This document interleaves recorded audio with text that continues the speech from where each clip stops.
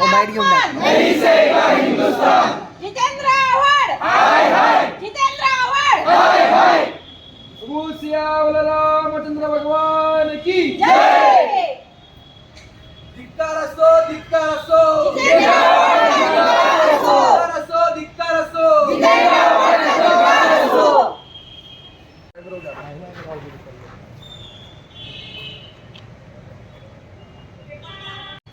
जळगावमधील समस्त राम भक्त एके बाजूला आपण प्रभू रामचंद्रांच्या नवीन मंदिराचा जीर्णोद्धार, कलश यात्रा, अक्षता वाटप एवढं चांगलं वातावरण असताना अशा पद्धतीने जाणीवपूर्वक याचा बोलवता धनी कोण आहे, जाणीवपूर्वक एकामागोमाग एक राम मंदिराचा कार्यक्रम असेल किंवा प्रभू रामचंद्र असतील यांच्याविषयी धादांत खोटे आरोप, ज्याला काहीच लॉजिक नाही आहे. 14 वर्ष वनवासात राहणारा व्यक्ती शाकाहारी कसा असू शकतो? मुळात राम हा माणूस नाही आहे, तो विष्णूचा अवतार आहे. म्हणजे त्याला माणूस म्हणणं हे मुळात सगळ्या राम भक्तांचं अवमान आहे. एका बाजूला पूर्वी काँग्रेसने राम हा होता की नाही याच्याविषयी ॲफिडेव्हिट केलं, आता हे म्हणतात राम हा माणूस आहे वगैरे, तर हे अत्यंत चुकीचं आहे. त्याच्यामुळे त्याच्यावर गुन्हा आम्ही इथे दाखल केलेला आहे.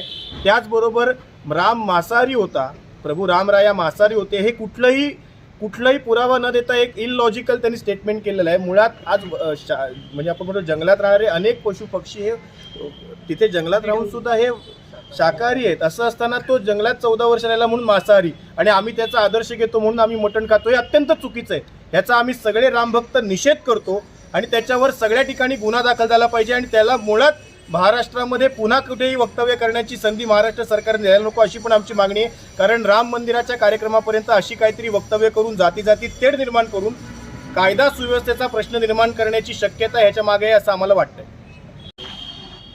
भारताचं आराध्य दैवत प्रभू श्री रामचंद्रांच्या बाबतीमध्ये डुक्करची अवलाद जितेंद्र आव्हाड याने जे चुकीचं वक्तव्य केलं त्या वक्तव्याचा निषेध करण्यासाठी या ठिकाणी सगळेच हिंदू संघटना, रामभक्त जिल्हापेठ पोलीस स्टेशनला जितेंद्र आव्हाडवर गुन्हा दाखल करण्यासाठी या ठिकाणी जमले आहे.